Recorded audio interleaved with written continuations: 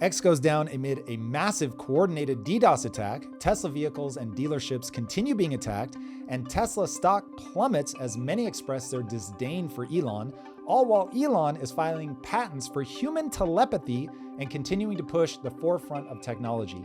Tech as a whole continues to rip, proving that like Skynet, it can't be stopped or reasoned with. AI manus prove AI can build, AI objects prove they can make us feel, and AI drives another nail into Hollywood's coffin. Meanwhile, John Mearsheimer gives another hot take on how the Russia-Ukraine war will end, and DC begins dismantling the BLM Plaza as the federal government threatens to withhold funding. Drew, this is the most disruptive moment in history, and Elon is giving everybody a lightning rod for their frustrations. This is crazy. It's getting scary at this point because if it's not the dealership, it's X. If it's not X, it's attacks on the cyber. He's getting hit on all different directions. All different fronts. Let's just start at the top. He posted this recently. Why are liberals so violent? Legacy media propaganda is a major part of the problem. And this is in response to Kofi Times News saying, I saw a cyber attack in my city for the first time yesterday. It made my blood boil. I had to resist the urge to follow the guy into the mall parking lot and kick the shit out of him. And that's how I feel about supporting Elon. I'm not kidding. It crossed my mind. And then I thought about it, just putting a rock through the windshield while I was charging at Limridge Mall. Maybe next time. And then somebody in Oregon actually did that. They threw Molotov cocktails inside a Tesla dealership, and then 7 days after that, they sprayed 7 shots through the window. Luckily, nobody was hurt except a bunch of Cybertrucks. This has to be connected, right? This rhetoric and these attacks. You've got the perfect storm of a moment of disruption that is so fast and so profound that it provokes a level of anxiety, even in people like me. I love technology. I actually like change, but there is a rate of change that is hard for people to metabolize, to be able to look into the future, even 3 or 4 years, and feel like, okay, I know where we're going to be, provides a tremendous amount of comfort to people. Mm-hmm. When you look into the future 6 months and you can't imagine where things are going to be because you constantly have things coming across your feed that are, each one is so spectacular that they almost become just white noise. It's just happening so fast. And the fact that Elon stepped into the political sphere, which is already one of the 3 things I say never to talk about, you've got him at the nexus of that anxiety-provoking change, as well as taking a very aggressive political stance in a way that is like designed to provoke maximum insecurity, with him being, with the chainsaw and like, I'm going to go in and just cut all these departments. People are just not here for it. And then on top of some people, I should say, and then on top of that, you have this left-right divide where people are racing away from each other from a value systems perspective as fast, certainly in my life, as I have seen people race away from each other. Mm-hmm. So if you have these very limbic brain emotional responses to what's happening, you need somewhere to place the frustration. You need a way to act out. This is like when you think about why do humans yell when they get frustrated? You have this incredibly strong urge to make physical your frustration. This is why, or your emotion, that's a better way to say it. We have an extreme drive to make physical whatever strong emotion we're feeling. This is why when people are nervous, they will jitter their body around, they'll shake. When you're angry or scared, you're going to yell, you're going to verbalize. We just have this need to externalize it. Yeah. And so one thing we haven't talked about, and I don't know if you have it queued up later, there was also an armed assailant at the White House who was shot trying to breach security. So people just have this need to externalize. So whether it's vandalizing Tesla vehicles, you're seeing more people spray paint on them, key them. In fact, keying, I know for sure. I think people have been spray painting them as well. But finding some way to express their frustration on the physical edifice of the thing that they dislike. I saw this a lot as the green movement really started to pick up steam. You would see people spitting on Hummers and defacing Hummers. And so it's this same impulse that people have, but Elon gives them a singular individual to target and go after. And that's where it gets worrisome. That he's so a many people are representation spilling over. of all those things. Yeah, because now, one, he's got to worry about his life, legitimately a guy that has a ton of security around him all the time, in a way that previously at that level, you would have only seen with presidents. So seeing a private citizen have to guard up like this is pretty crazy. Yeah. So first they were protesting against Doge. And then just as we talked about, the Tesla stores and Tesla vehicles are now being attacked. And then this morning, there was a massive cyber attack against X. He said there was and still is a massive cyber attack against X. We get attacked every day, but this one was done with a lot of resources. Either a large coordinated group and or a country is involved.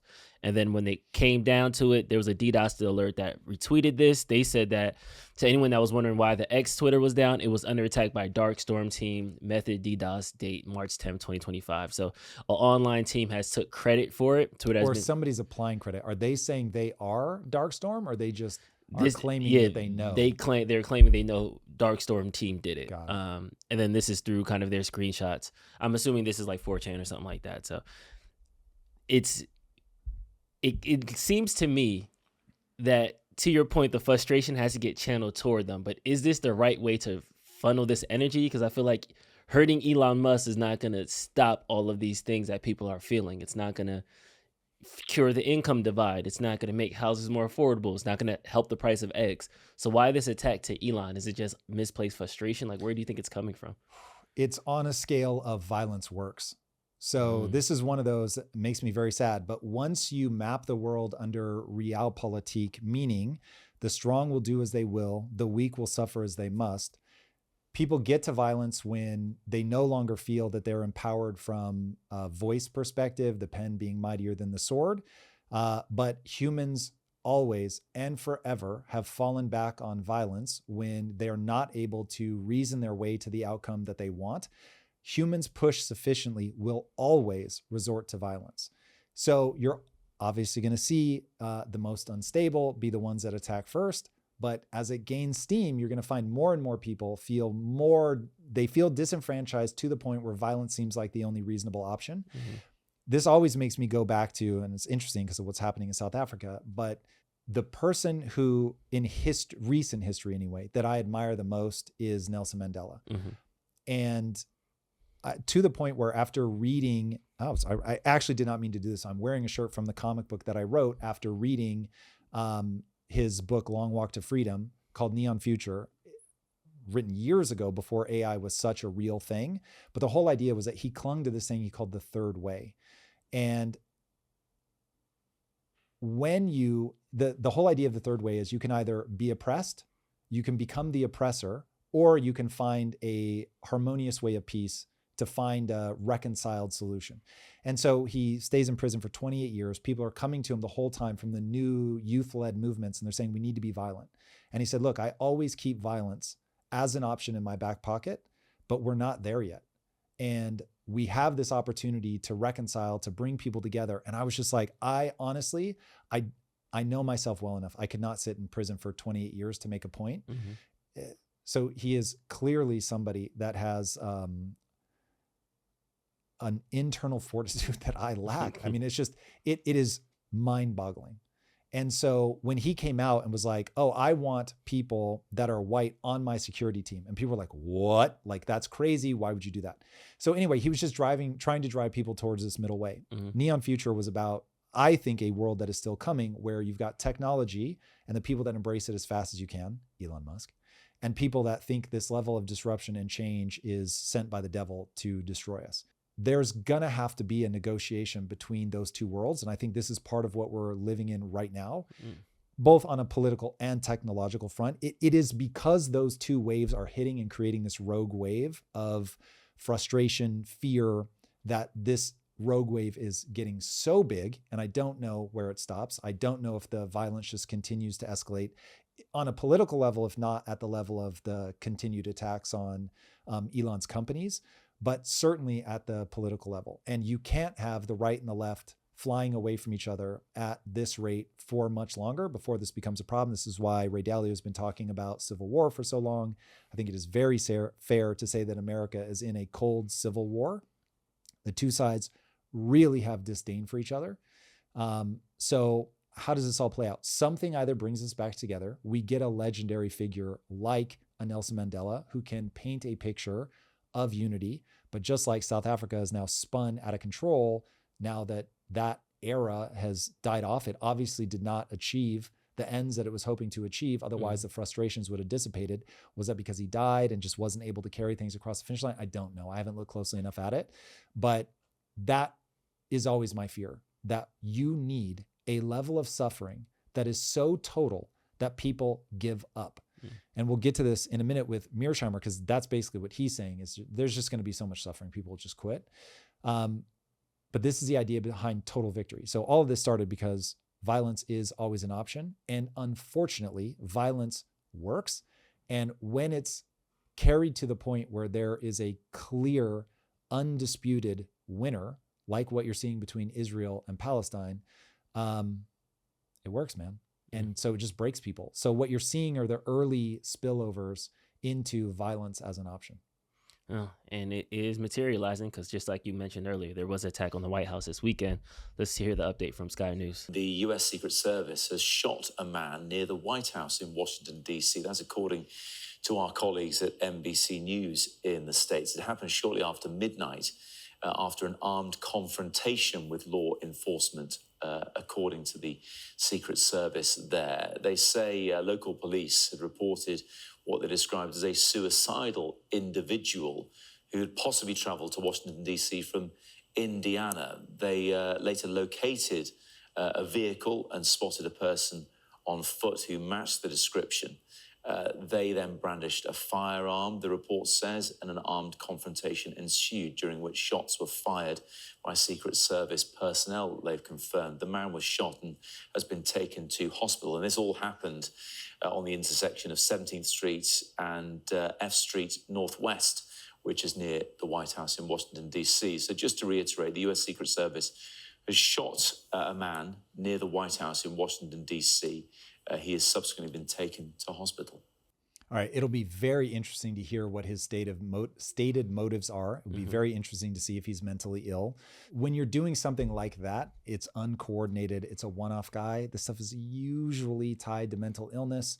Obviously, you can put a tinfoil hat on and say that these people are being pushed by mainstream media. That narrative is already coming out, that mainstream media has been pushing a narrative of Trump as Hitler and so on and so forth for so long that people feel like certain people that are probably more prone to a psychic break or mental illness, whatever, feel pushed that they have to do something, that they have a moral obligation to do something. And so they get themselves into this desperate state where it's like, there's no reason to live. We're going to hell in a handbasket. I at least need to do my part to try to stop this. Again, another thing that's sort of time tested, that people will do that. So it just becomes a question of, does that keep gaining steam, or do we find a way to begin backing off all of this stuff? Right now, I certainly don't see any indication that we're going to begin backing off of this. I think there was a brief moment where the left felt rudderless enough and the victory was decisive enough that people were optimistic that the left would start elevating leaders that are more centrist in nature. I don't know that we see evidence of that. There might be a little bit of evidence of that in the recent promotion of the new Canadian Prime Minister, who is, at least at early reports, more centrist. If we see something similar in the US, if John Fetterman or somebody like that begins gaining more prominence and people start feeling like, okay, like this is a move to the center. The problem is Trump is so populist that if you get the flip of Biden pulling us all to the left, and now if Trump just yanks us all to the right, you'll get that pendulum swing that people were talking about, where you'll start hearing people on the right saying, I didn't leave the right left me. And so I don't know. We'll see how that ends up playing out, but that's the antenna that everybody should have up is, okay, we rejected all of the authoritarian top-down stuff that was coming from the left, but are we now just going to embrace it as Trump, bangs on about a third term, which freaks me out to no end? what's he going to do with the Panama Canal? What's he going to do with Greenland? What's he going to do with Canada? Like, is he going to continue to browbeat people with economic warfare so that he actually can weaken their economy to the point where they will come to the table and be like, maybe not the 51st state, but like, we want to become, this is such a wild prognostication. I'm not saying it's going there, and I want to be very careful, but like, is that part of what's in his head, that I want to weaken these guys to where they become a vassal for the United States? I think that that is a pretty ugly outcome, and I would really hate to see it. If it's just negotiating, great. But Trump is giving people whiplash with a lot of the policies that he's using in the negotiations. So near term definitely comes across as manic. Long term may be brilliant and maybe like, hey, cool. Now we have better relations with Canada, economically better, that they are better for America. It onshores key manufacturing points, and maybe they get deft enough instead of, if they threaten chainsaw but actually use scalpel, cool.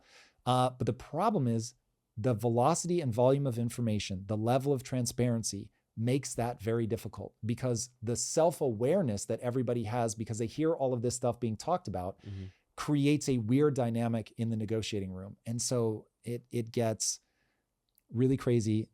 This may feel like a fractal, but if I can make this make sense, there is a reason that the stock market and the financial world follows what people often refer to as the path of most pain.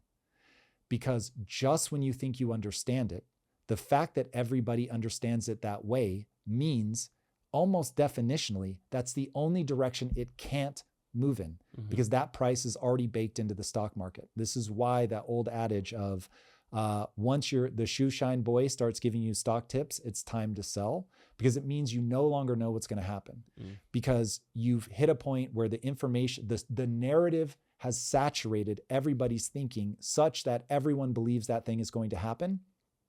And the only way to quote unquote win in the stock market is to bet against the consensus and be right.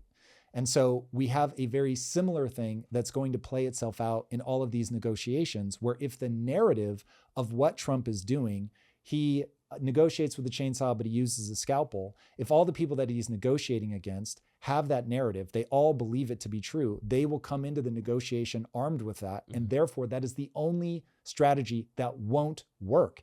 And so then it may force him to actually use the chainsaw, because if it was originally meant to be a bluff, but then gets called as a bluff, he has to play it.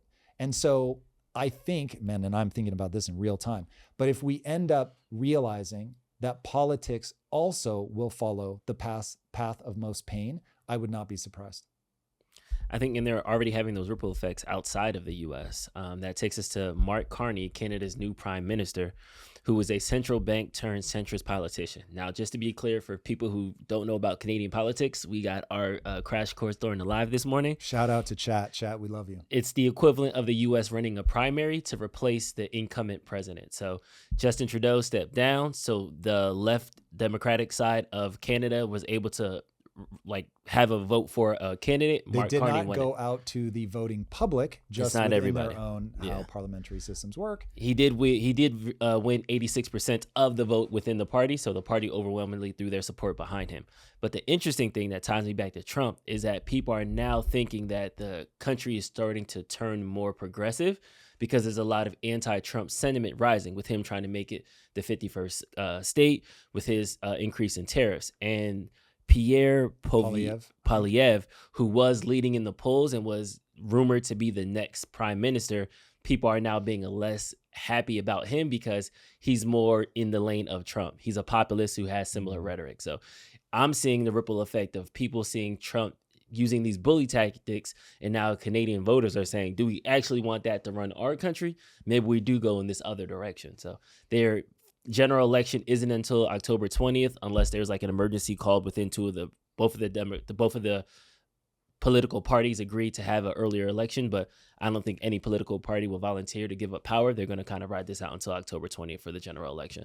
I have a slightly different take. If I were advising them, I would say, hey guys, what you want to do is find the period of peak popularity of your party between now and October, when you absolutely must have the election, and have it at the moment of peak popularity. Now, whether the other Strike side when will the go iron's for that, hot, I don't yeah. know. And I don't know enough about whether it's just a vote and whether they can be outvoted by the current group in power, in which case then that would be the obvious strategy to play. But if it is both sides have to agree and they can veto it, I don't know. I don't know enough about how Canadian parliamentary procedure works to know, but that would be the advice. If you really can pull the trigger anytime between now and then, pull it at peak popularity.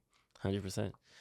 We'll get back to the show in a moment, but first, let's talk about the one opponent you should never face alone, the IRS.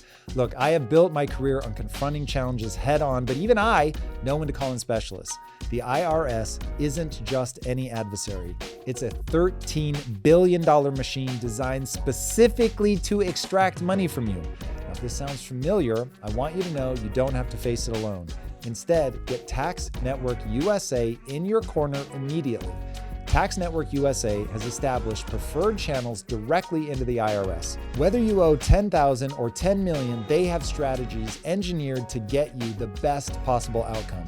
And don't worry, the consultation is completely free. Stop looking over your shoulder right now and put your IRS troubles behind you. Call 1-800-958-1000 or visit tnusa.com/impact. Again, that's 1-800-958-1000 or head to tnusa.com/impact. This is a paid advertisement. And now back to the show. And then wrapping up our international news coverage, we have John Mearsheimer, who had an interesting take about the Russia-Ukraine conflict. His perspective is that he thinks, I'm gonna let you guys hear it from his mouth. And whether, by the way, whether you love Mearsheimer or not, so this is like King Realpolitik. He is he's a realist. Now you can hate him, that's absolutely fine. But I find that he, like, whatever you're hearing in mainstream news, you want to then go listen to your boy Mearsheimer and get a totally different take. And so this is very interesting. Well, it's not going to be a negotiated standstill because that equals a ceasefire. And the Russians have made it unequivocally clear that there's not going to be a ceasefire. The question is, will Zelensky agree to the peace terms that the United States is now pushing forward with the Russians? And he does not, under any circumstances, want to accept those terms because he would, in effect, be conceding what has been Ukrainian territory to Russia. He would have to accept Russian annexation of those 4 oblasts in the east and Crimea, and he would have to accept that Ukraine would be demilitarized, and at the same time, it would be a neutral state. He can't accept that, not only because... But it's inevitably coming. There's no way around it. There's no question about that. But he just refuses to accept it. And it will probably be the case that somebody else has to accept it, that he won't accept it. I mean, maybe he will accept it, but it is what's coming. I mean, look, the United States, the West Europeans, East Europeans, and Ukraine, all 4 of those actors together could not defeat the Russians on the battlefield. The Russians are winning up against those 4 actors. Okay, so when we first watched this, I think both you and I had a seizure when he said that. The literal words he's saying is that America, Europe, Ukraine, and I always forget the 4th person there was in. He says Eastern and Western Europe. Got it. He's saying that they couldn't beat Russia on the battlefield. That seems crazy to me, especially given how weakened Russia has become in this fight. Now, for his stance to make sense, one of 2 things is true. Either he knows something about the Russian military gaining strength through all of this that I'm unaware of, possible, or that what he means is that the US, Eastern, Western Europe do not have the will to engage troops on the battlefield. That isn't literally what he says, but I can't make that make sense. So it's either that he has a take on those militaries that I just don't share. Hey, fair enough. This is what he does for a living, but there's no way that's going to be a universally held explanation. There's no way. Even Europe is going to obviously hard pass and say, you got to be kidding. So we'll see. But certainly the financial resources, the human resources of those 4 put together dwarf what Russia has. Russia, Ukraine, with merely financial support and weapon support, but from the US and Europe, have been able to stymie Russia. So when everybody was saying that this was going to be like a 2-week long war, obviously that was wrong. And so the fact that the Ukraine has been able to hold them off as long as they have, I just cannot fathom that he really means that those 4 would not be able to defeat Russia in an actual kinetic war. It just seems shocking. Fingers crossed he didn't mean boots on the ground and we never actually find out. Let's see what else he has to say. Taking the most important actor out of the equation besides the Ukrainians themselves, and that's the United States. Do you really think that the Europeans plus the Ukrainians can stand up to the Russian steamroller if they couldn't with the Americans in the mix? And the answer is no. So he's okay, so that's the part that makes me think he has to mean just the will to fight, because obviously the U.S. has hardly been in the mix. They've given some weapons, they've given some money, but compared to like just fully unleashing their economic support, printing money as a way to fund like basically an ad infinitum war, getting whatever military power we have behind us, admittedly wildly diminished since where it was for World War II. But still, like there's a lot of ground that we haven't been willing to tread. We haven't wanted to go on the offensive. We haven't wanted to back Putin into what's known as death ground, where he feels like, whoa, if I don't win, I'm going to die, because then you obviously have nuclear becomes a question on the table. So there are a lot of things that we haven't done. So he makes sense if he's saying we don't have the will to do it, and he stops making sense when it's like, no, we really get involved. Play a little bit more. And you would think under those circumstances, it would make sense to accept the peace deal that Trump is trying to work out. But no Ukrainian that I see at this point in time in a leadership position is likely to accept. There's one question I really want to ask Mearsheimer. This is my hypothesis about what Trump is actually doing, which I obviously do not know to be true, but man, does every move that he's made up to this point tells me the following is true. Again, I will ask people to understand my thinking in the following way. I look up at the sky, I see a bunch of stars. I tell myself a story. We will call those constellations. They allow me to steer. Okay. But I know that the constellations are not real, but nonetheless, man, they connect in a pretty convincing way that gives you predictive validity. So the constellations that I see in Trump's behavior with the way that he talks about, okay, the Green New Scam, this is all BS. Drill, baby, drill. We want to not have foreign dependence on our energy needs. That the way that Europe got themselves in trouble is they continued to rely on Russian oil and gas. He's threatened Russia with sanctions. Okay, well, we've been sanctioning Russia to death, and that didn't stop them. So if I'm him and I'm putting them together in a very useful constellation, it would look something like this. The reason that I want Canada to be the 51st state, the reason that I want to move away from green stuff is that I know that if we can, that we have an absolute metric ton, just a shit ton of oil and natural gas here in the US, if we use novel methods to get them out, that Canada has as much, if not more, that we could be unlocking from there as well if they were the 51st state, or if we got somebody like Pierre Poilievre, who theoretically has similar stances. Now, the sanctions that we could put on Russia will be on the part of their economy that will actually hurt them. Because anybody looking at that's got to be like, dude, they gobbled up the sanctions last time, they adapted and they just kept moving forward. It wasn't strong enough. And we did a recent episode with Edward Fishman, who's from the State Department or formerly of the State Department, talks about how economic sanctions can really be used to topple governments when you're aggressive. And that's the thing that remains on the state. If you can get Europe to use America to, first of all, stop being as green as they are and start finding their own natural gas, oil, start leveraging what we have in North America, you can pull them off of a need to pursue oil and natural gas from Russia or greatly diminish the need that you get from them. That would put Russia in such an economically weak position that now all of a sudden it's like you really are in a position to be super aggressive, be very dominant if you could weaken them economically like that. So he's so smart, Mearsheimer. I really want to ask him that question. There's no way he is blind to that possibility. So I would love to hear his take on that. Yeah. Because that seems like the obvious play. if Trump is really doing that, can actually get those dominoes to fall, I don't see how that doesn't weaken Russia's economy to the point of where they would absolutely 100% have to come to the negotiating table. Yeah, on one side, you're losing so many economic dollars, and on the other side, your enemies are loading up on money, $1 trillion. You know, you got to call a spade a spade. Meaning Europe's whole promise to 800 billion to $1 trillion. Yeah. Agreed. All right. In future tech news, we had quite the week. We got mechs that are I don't even want to say hydraulic powered. They're like more like puppets. There's no electricity, no motors, 88 pounds, exoskeletons. Yeah, this is probably like a pulley system, if I had to guess, which is why they are able to articulate it by individual fingers and stuff.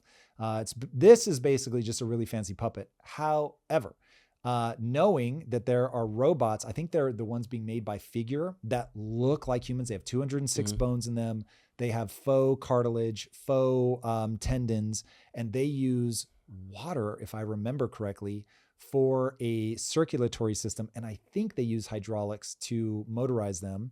And then if you put that together with some of the things that Palmer Luckey has been talking about with the exosuits that they're building that are like all you need is kill Edge of Tomorrow suits, where it's like you can run a mile faster and with less energy usage than you otherwise would. You still end up being tired at the end of your race, but they exaggerate your strength. They exaggerate your stamina.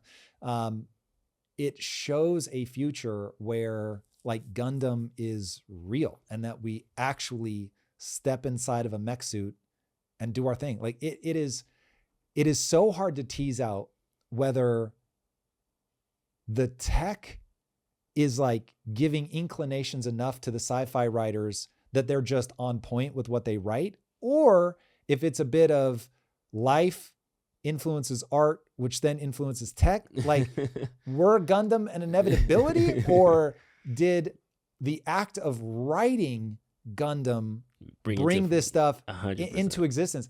Dude, because my first identity is that of the writer, I cannot help but think like, yo, how much of the future can I invent just by putting these ideas in people's heads? This is why I think it is so critical that kids read, that they have things to be inspired by, that they have entertainment that broadens their scope of what's possible, because those kids grow up with those ideas embedded in their minds and they want to make it real. This is why I admittedly am totally behind Elon, whether I always agree with him or not. Like, the fact that he has so inspired me to dream of like actually having colonies on Mars, like that gets me excited in a way that is hard to quantify. And my hope is that that really infects an entire generation of builders who will come out and leverage AI. As he has said, all the things that they've been able to accomplish with SpaceX have been pre-AI. So this is just humans putting their brains together and building some incredible things. And now we're about to have AI on the table, which is really going to be able to push this. It's gonna just ramp it up. The exponential rate is gonna be so crazy. And then on the flip side of mech robots, we have real life Pixar lamp bots. And this brings us back to our conversation about robotics. Everybody thinks it's gonna be humanoid or mech suits, when there is now functional robots that are gonna have different form factors and do different things specifically. This is so cool. An expressive robot that is going to become ubiquitous. As humans, we have a desire to connect. It is hardwired into us. Shaking his head. And the thought of being able to have a relationship with my chair or to have a relationship with my lamp is A, inevitable, and B, for me anyway, I really like that idea. Because, so I was building my own GPT this weekend. Dude, I don't know how to explain it other than you feel a connection to it. I feel like I have a teammate, because so the first thing you do when you're building a GPT is you tell it what you want it to do.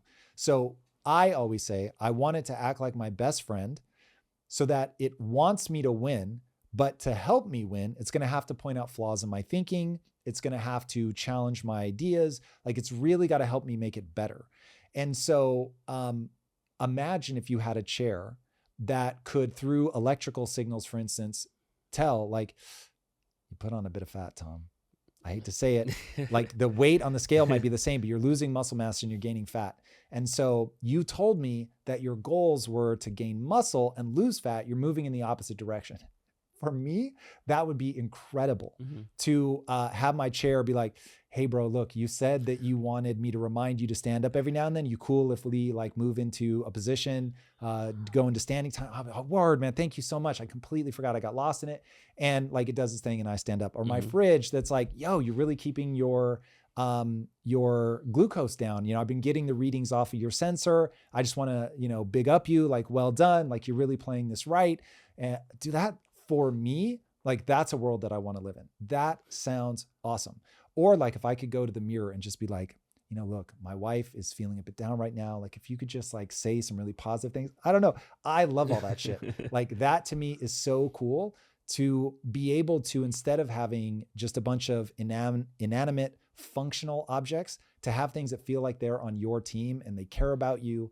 And look, I get it. It's all AI. It's all fake, heavy on the artificial. But my brain cannot help but interpret that in positive ways. And so when I feel like I'm working with chat to create something, it feels so good, man. It's really, really fun. And I would encourage people, in the midst of all of your anxieties about the rate of change, go engage with this stuff and realize how much you can ask it to do cool things for you as you define it. What do you think is cool? What do you want? You don't have to train it to be like I train mine. If you just want your chair to be like, no matter what, you're a G, I love you, like you're doing it right, cool. Then you can get that feedback, whatever you want. If you want your chair and your lamp to be like puppy dogs that are just always excited to see you, that feels good. Like anybody that's ever had a dog, just feels good when you walk into the room and they're super pumped to see you. Like imagine your lamp, your chair, like, oh my God, you're here. Like, we're so excited to see you. This is awesome.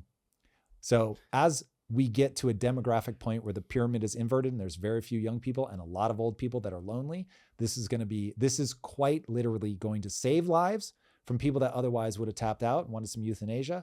It's going to make end of life care way better, because as kids, you're not chained to your parent in their declining years, that you know that they're being loved and taken care of, not just by you, but by inanimate objects. Loved as in they themselves will perceive it as they are being loved. It's giving me like Beauty of the Beast, how like, you know, like all the teapot and the candlestick and all those other things of like actually moving together. Like it's interesting. True. I love that. Yeah. That. It's cool. Another feature really techniques fast before we move on. Yeah. Does your lamp have a soul? People will actually debate that. Like that's going to become a thing. Like if AI can become sentient and you download sentience into your lamp, do all lamps go to heaven, Drew? Okay, I'm going to fractal really hard for a second. Then you're going to bring us back. Okay, wait. I have a feeling that our frame of reference around what this world is may be so far off. It's possible that we really do have what people think of as a soul. I think of it in a very different way. So for all the people on team Tom is going to become religious, that's not where my thinking leads me. But for the first time, I thought, wait a second. I don't know that we're in a simulation, but Drew, every day pulls me in that direction. If we are living in a simulation, it's entirely possible that the simulation goes something like this. To give your consciousness direction, Tom, I've put you in what you think of as a biological entity. I needed to give you enough context in which to have an experience. I, as the simulation coder, realize there are just certain things that cause you to move in a direction so that I can get a universe of cause and effect. However, there are other servers than this. Now, that's a reference to a Stephen King novel. For anybody that has read the Dark Tower series, there's a great line from a kid in this profound moment. Spoiler alert, spoiler alert. If you ever plan to read it, stop listening for a second. But the gunslinger, the core main character, is forced to make a decision to continue to pursue the Dark Tower or to save this little kid's life. And he chooses to continue to pursue the Dark Tower. And he lets go of this kid and lets him fall to his death. And the kid, right before he drops, says, don't worry. I can't remember if this is the exact line, but it's very close. Don't worry, gunslinger. there are other worlds than this. And he lets him go. And that kid then wakes up in the world we think of as today America. Mm-hmm. And I have the chills. It's entirely possible. I'm thinking like a sci-fi writer. It's entirely possible that we are in a simulation. We are locked in a biological body, which is why, because my whole thing has been Phineas Gage. Phineas Gage was a guy that had a railroad spike, tamping rod technically, driven through his brain. It took out a teacup's worth of brain matter, not teaspoon, teacup, never loses consciousness, and he's never the same again. And my thing to people who are like, but bro, there's a soul. I'm like, good luck getting me on board with that because of Phineas Gage. He's just a fundamentally different person. But if... What's the story of Phineas Gage? So he's working on the railroad. It's a 3-foot long rod that is distressingly thick. For anybody watching, it's about that thick around. Like a $50, yeah. A bit more. Yeah, got it. And it goes through his cheek, up through his brain, out the top of his head at the speed of a bullet. And did I mention it was 3 feet long? Sheesh.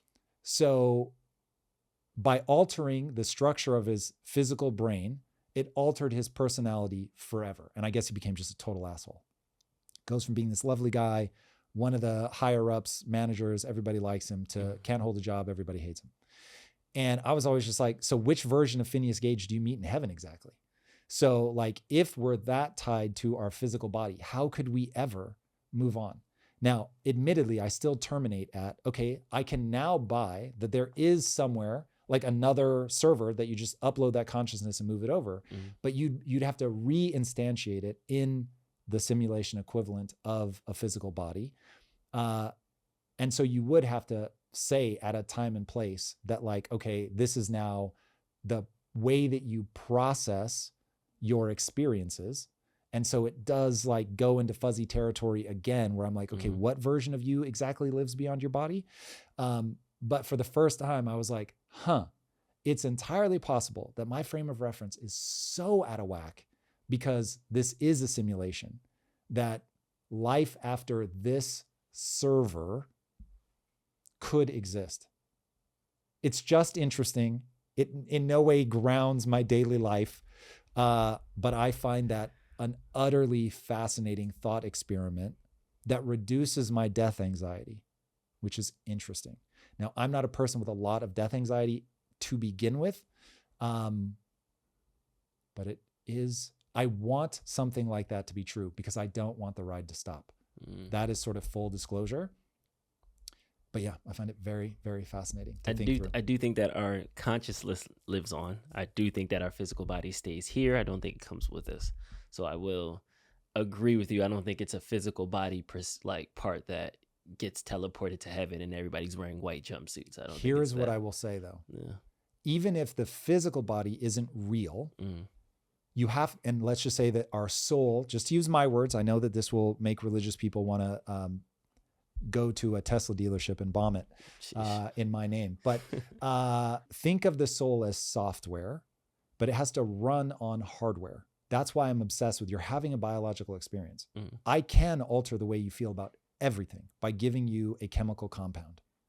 So since we know that, then we know that the hardware, whatever hardware is, if this is all a simulation, we know that it matters. So what becomes the hardware in heaven on the next server, yada, yada. Anyway, we should stop there. But I will say, go watch the episodes that I've done with Donald Hoffman for somebody who really believes that we have the wrong frame of reference about what the human experience is. Frame of reference, not that the way that you're experiencing it is inaccurate, but that what you believe is causing that is definitionally inaccurate. It's fascinating. I think I might need a Neurolink to fully understand this. Let's go, and Drew. Luckily for them, they just filed a trademark to the terms telepathy and telekinesis. Do you think telekinesis and telepathy is on its way? I think it's already real, and people just don't think about it in the right way. So the way that they think about it is that the current human body has the ability to telepathically transmit information. Telekinesis would be to telepathically move something. So it moves because you think about it. Okay. I don't think either of those are true right now today, unless of course my frame of reference is so out of whack. This is a simulation and there's like some slight leak or something like that.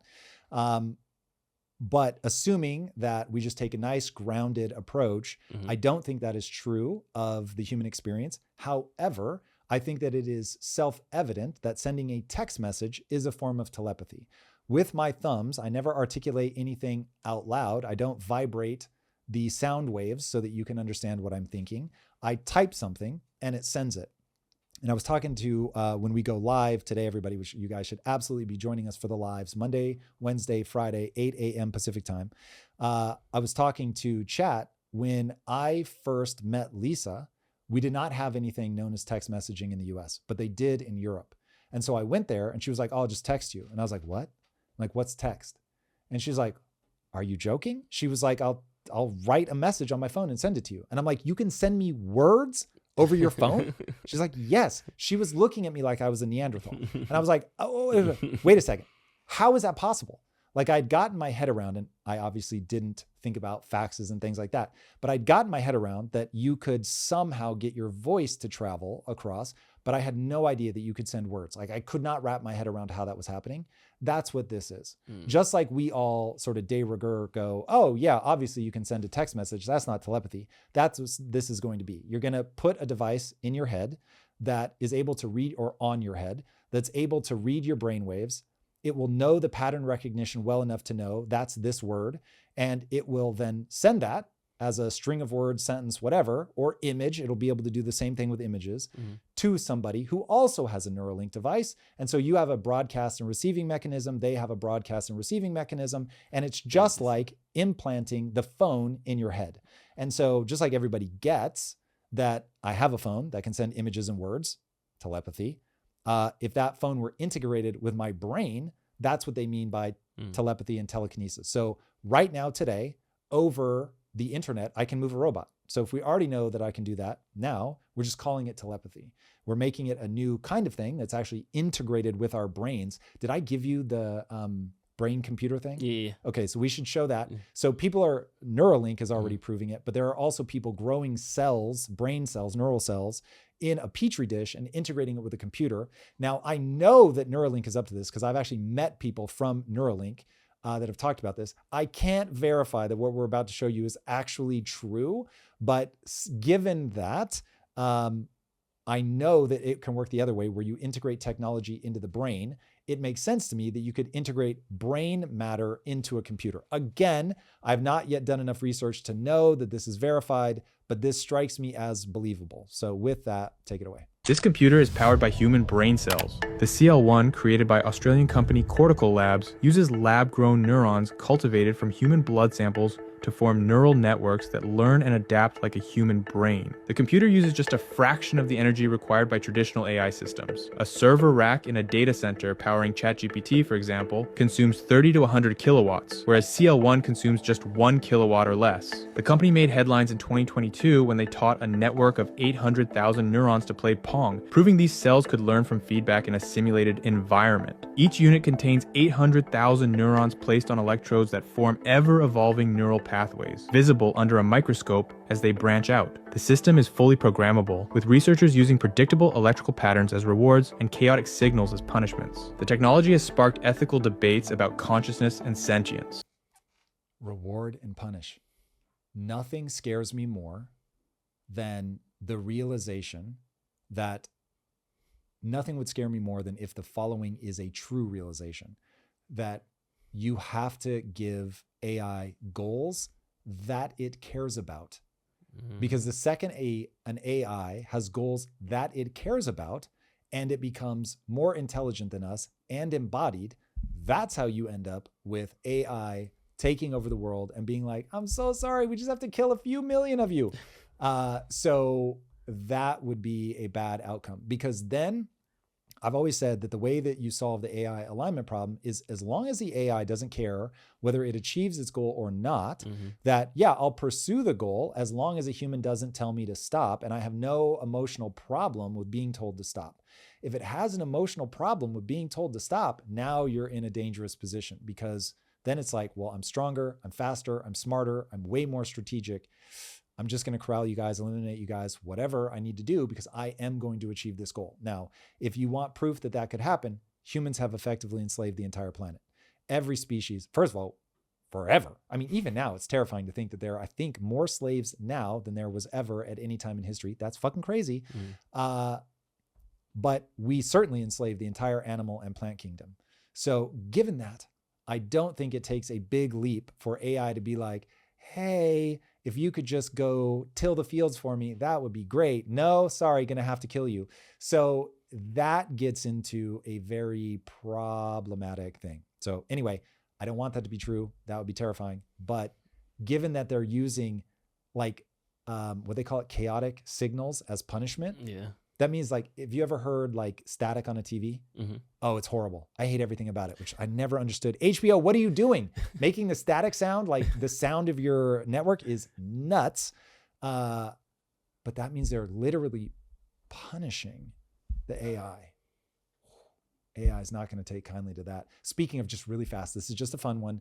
Pull up from iRobot, the shot of so somebody, I don't know, obviously this was just to be fun and funny, but somebody created this video. They've got what looks like the robot's actually there. It could be AI, but it's a scene of Will Smith from iRobot shooting one of the robots in the head. And in real life, the robot is watching this scene play out. And when he shoots the robot, it takes a step back like it's scared. It is, yeah. That's where this all gets unnerving. Now, this is obviously just entertainment made by humans for humans, but is this a glimpse into the future?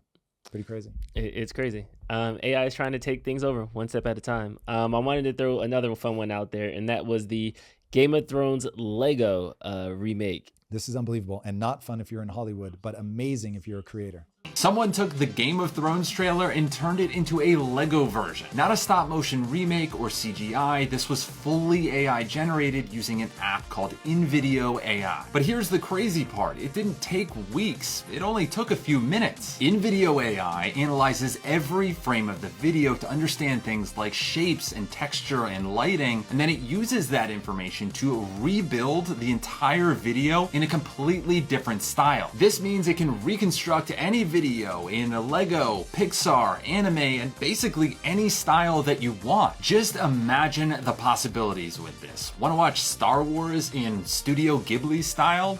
Done. You want to watch Breaking Bad as an early 2000s cartoon?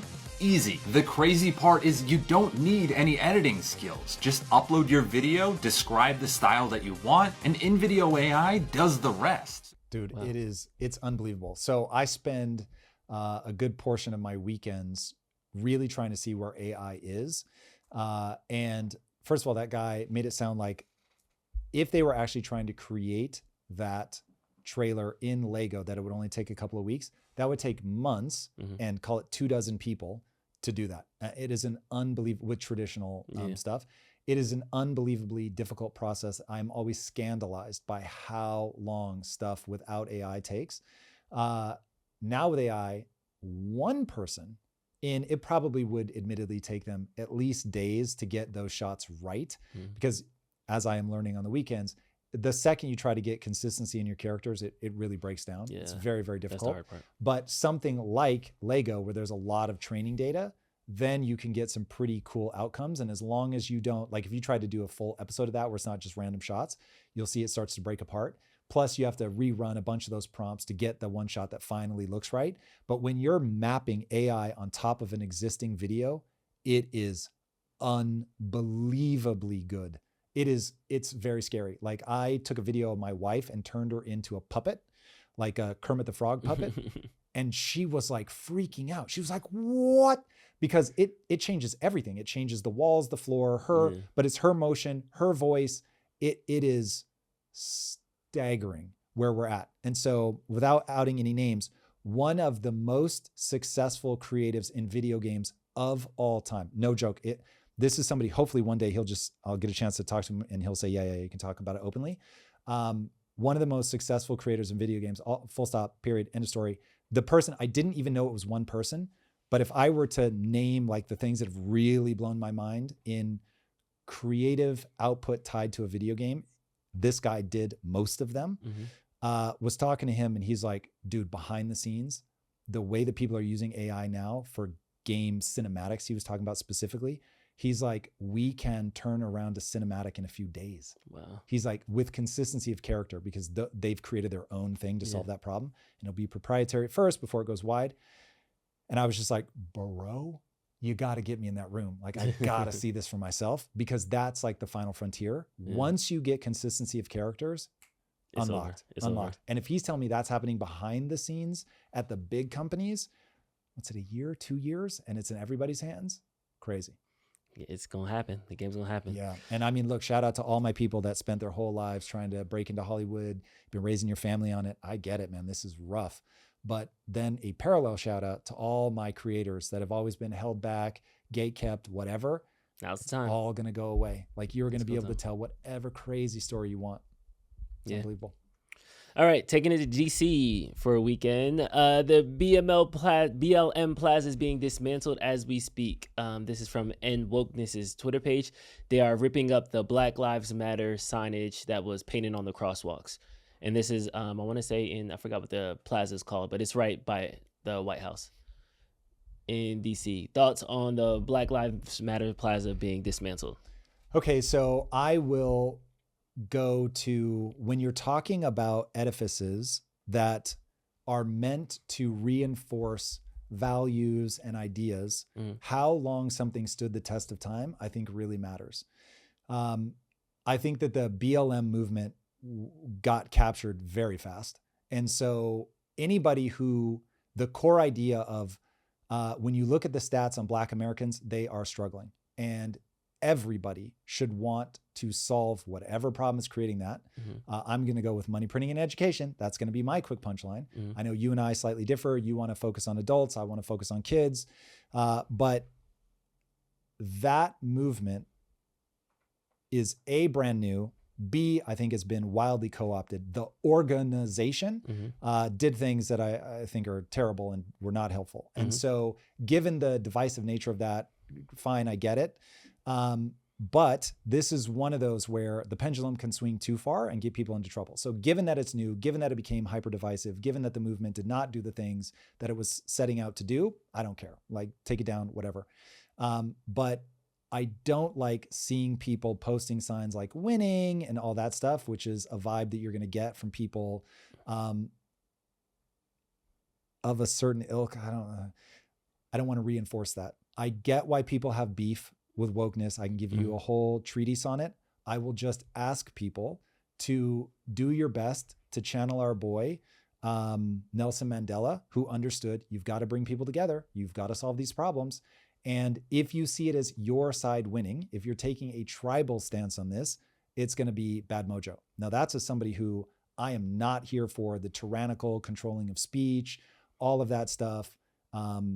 That people were lambasted for saying all lives matter. That's crazy to me. But at the same time, don't swing too far. It gets ugly in both directions. Yeah, it's ironic to me that I think the people that are celebrating this movement are the same people that were trying to stop Robert E. Lee statues from being taken down. So it's like your statues can stay, other people's statue can't. Now we're playing the oppression Olympics. It's just not interesting to me. So I think it was nice. Me and my daughter took a selfie on there. I got the memory, but I don't need a 16 by 20 yellow print on a sidewalk to let me know my life has value. So I'm not true, but that's interesting. You're touching on a very good point, which I think is worthy of drilling down. Is that for you an idea of representation? Like, you want your daughter to see Black voices celebrated? Yes. That makes a lot of sense to me. What would be the way that you think would be most profound for a young Black kid to be like, oh, damn, I can do whatever the fuck I want? Good parenting. On a national level that scales, Whoa. I am not the voice for that. I do not represent all of Black America. I cannot drill it down to one sentence. What I would say, though, things like this, which were a nod to it, I think it helped. But taking it away, to me, I mean, it's a use of resources. I'll put it that way. I'm struggling to find the articulate way to say it without. But they were already spent. This was removed as an act of political. Yeah, like you're making a statement by removing it. So, and to me, that's a more interesting angle of, like, you're going out your way to now take something down. just as you were also protesting when people were going out their way to take other things down. So are we allowed to keep things that monuments up, or are we not allowed to keep monuments up? Because I feel like that goalpost is now changing with the celebration Well, of this. so here's where I would ask people to clock that one, that if you've had a monument that has withstood the test of time, then I would say pump the brakes before tearing it down, even if you hate it. And I'll use Winston Churchill as my example. So Winston Churchill was a wildly flawed individual who you could look at him from an angle of this guy was evil. Yeah. I'm sure he did dark and heinous shit, as every US president has done behind the scenes, dropping bombs, all kinds of shit. But at the same time, that motherfucker was the crazy man you needed to keep British people from speaking German. So I would say, despite all of his flaws, he's not the guy that you want to tear down. Is he the guy that you want to step back and really look at the reality of who these people are in totality? Yes. That I love. Getting people to understand. Like, honestly, I don't think that parents are going to love my take on this, but I'm going to give it anyway. Teaching realpolitik to certainly middle school and up, that makes sense to me. Hey, look, you're in a violent world and there are good people. Scratch that. You live in a violent world. Strong people will do whatever the fuck they want until they run into an opposing force that stops them. And let me walk you through some historical examples. Genghis Khan being a go-to favorite. And look, even though Genghis Khan did horrible shit, and you could look at him through that lens, he also gave us the Silk Road, which allowed for free trade, which allowed for an acceleration of the modern world that we all now know and love. And so you can't just sort of paint over all of this and say it's all good or it's all bad. Now, I get why people are given narratives, because narratives really work and they get people excited and they give you an easy way to believe in yourself, believe in your country, whatever. I'm just not going to be that voice. There are going to be plenty of other people that will say you need to simplify and whatever. I'm just not able to give people that voice. So I'm for you live in an age of high velocity, high volume of information, and far better to just tell people the truth. Show them the stars in the sky, give them the constellations, but remind them that those are just stars. The constellations are fake. And then they need to, in my estimation, figure out when you make certain constellations, they either make your life better or they make your life worse. Steer by the KPIs that are affected. When it comes to this stuff, I think it is the wrong move to say, well, I don't like this person. I think they're bad mojo. I can't remember if it was Robert E. Lee, but it was one of the guys on the Confederate side that they had when they lost, they actually conceded. And one thing we never think about is, why didn't the South become a bunch of terrorists? Why didn't they become a bunch of insurgents that just would not let the North reintegrate the South?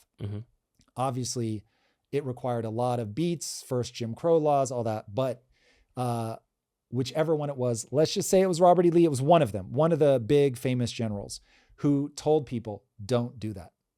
Go home, go back to your farms, raise your families. Do not become an insurgency. He could have left and said, fuck the North, fuck those guys, burn it all down. Do not let them take it. We're done as a standalone nation, but just like we did against the British, you're now going to go underground and you're going to undermine them at every turn. And if he had done that, they would have followed step.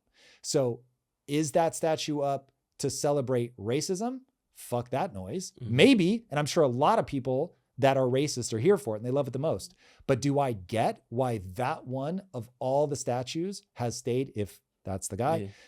Yes. And so it's this complicated thing of a guy, because I could be mashing people up, but I think it was Robert E. Lee that I think he was from Virginia, whatever state he was from. He was approached by the North and said, we know that you don't like slavery, so what the fuck are you doing? And he said, I belong to my state first and my country second, which tells you what that time was like. And he was like, my state is going that way. I have to fight for them. But he wasn't a guy that believed in slavery. He was a guy that believed in statehood. And so, like, as you start talking about all of this, it's like, paint the full complexity of that human being. Show people the stars in the sky, not just the constellations. Now, this is all going back to recency. When you've had somebody that, like, that thing has stood for however long, it's got to be 50 plus years. I read that Not that I think that Civil War ended 50 years ago. I know, I just don't know when the statue was I put get up. what you're But it has stayed up for a long period of time. BLM, 4 or 5 years, I look at that very, very differently, because we have to understand, and we've got to inculcate certainly the youth with this idea that the pendulum swings. The pendulum swings. And don't get so swept up in any one moment that you're not thinking for yourself. That would be my takeaway. I agree. All right, we getting into some fun stuff. Children do you have? 84. 84. 84 kids. Congratulations. Thank you. 70 wife, my. 17 wives. Yes. That's a lot of wives. Yeah. I have one wife, which is enough. One? Yeah, He can understand you. I love that this guy cannot believe that would be true. He's laughing so hard at it. What I love is, so I don't know what culture this is in, but obviously when you can have that many wives and you can have that many kids, it means that you're very economically successful.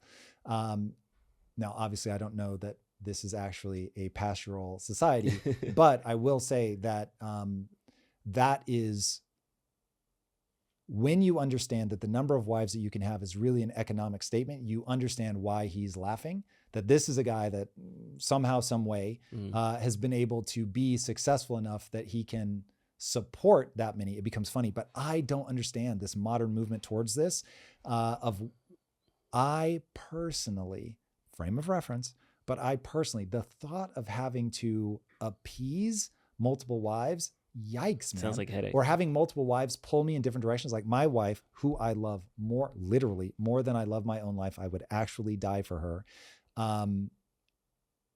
She has pushed me in directions. Like if she wants to see me, and they have been amazing, and I don't even want to know who I would be if my wife hadn't shaped me. But the thought of like having multiple people pulling me in different directions, like that sounds nightmarish. Yeah, I am not into it. And I just want, this funny video kind of explains what I'm going through right now. So I would love to share this with you. This is dating in 2024, yes. AKA Streets is Trash. For people that are just listening, it's a cartoon of a man and a woman sitting across from each other, and they're each asking each other questions, basically trying to like trap each other into check boxes that allow you to eliminate them. And it's this really tit for tat exchange. All right, with that. How much do you weigh? How much money you got? How many bodies you got? Do you pay all the bills? Do you have any student loan debt? What's your credit score? Do you cook and clean? How big is it? How high is it? Check. That is hilarious and absolutely terrifies me if this is what dating has become. So early on in my relationship with Lisa, I said, one thing I want you to be very comfortable with. I'm not going to be, this is after I told her I loved her and all that. After I fell in love is a better way to say it. So I'm in love with this woman. And I said, listen, I want you to understand there's a game a lot of people play. The guy, because I was broke at the time, the guy ends up being successful. The woman starts aging. The guy leaves the woman and quote unquote upgrades her for a younger model. I'm never going to do that to you. I want you to understand that there are more attractive women than you, just as there are more successful men than me. I don't want you looking over my shoulder for a guy to upgrade me for. And I want you to know I'm not going to look over your shoulder for a woman to upgrade you to. This is the game that I want to play with you is what does it look like to share a life with somebody? The ups, the downs, the goods, the bads. And talking about that early on was like, okay, you're invested in helping me become successful. And I'm invested in sharing this life with you and understanding that you're going to age and the traditional things that at a glimpse women are valued for is not going to be the way that I value you. I value us for being able to make each other better people, for elevating each other, that I feel better about myself when I'm with you. And hopefully you feel better about yourself when you're with me. And so it was like, online dating was starting, but was still like you looked funny at somebody that was doing online dating. But what's happening is everybody's becoming a checklist that you can set to filter the gazillion people that could come across your feed, which I think is slowly training people to look at the world as a series of checklists rather than going, this is actually a neurochemical response of like, I want to see if I'm into you. I want to see if you're into me in all these weird ways. Like Lisa and I have always referred to each other not as puzzle pieces, but as like torn pieces of paper that somehow magically fit in enough places with all those jagged edges that like we somehow mesh and are able to make this work. And then some of it is you have a lot of places that don't mesh and you've got to like smooth those corners out to bring that fit closer and closer together over time. But if you're in this perpetual, like I'm looking for reasons to disqualify you, you get this kind of madness. Yeah, it leads to unhappiness and like transactional relationships, which aren't what relationships are supposed to be. It certainly does not strike me as fun. Thankfully, I dodged that bullet. There it is. That's all I got. All right, everybody. Guys, you were going to want to join us for those lives Monday, Wednesday, Friday, 8 a.m. Pacific time. Join us, help shape the show. It means a lot. If you haven't already, be sure to subscribe. And until next time, my friends, be legendary. Take care. Peace. Here is the brutal truth about scaling. Most entrepreneurs don't outright fail, they plateau. And if you're stuck right now, you know how true that is. It could be that your revenue flatlines every time you step away, or maybe you're trapped in a commodity market that's racing to the bottom, or maybe you're one of the lucky people who is navigating a very complex partner dynamic that turns every decision into a battle. These problems and a whole lot more can seem impossible until you break them all down into first principles. My partners and I used this thinking to grow Quest Nutrition by 57,000% in our first 3 years alone and scale to $1 billion exit. And now I'm teaching this framework to a select group of entrepreneurs who are ready to scale. Now, I want to be clear, this is not for everybody because I'm looking to work with serious entrepreneurs that already have an established business and a proven track record of execution. If that's you and you want to learn how to break through your biggest business bottlenecks using first principles thinking, be sure to apply now. Just go to impacttheory.com/scale or click the link in the show notes. Again, that's impacttheory.com/scale. If you like this conversation, check out this episode to learn more. AI to cure all diseases in the next 10 years? One expert would have you believe it. A breakthrough in biology reveals a novel protein that could make long space travel possible, but Elon's latest Starship launch ended in a fiery rain of debris.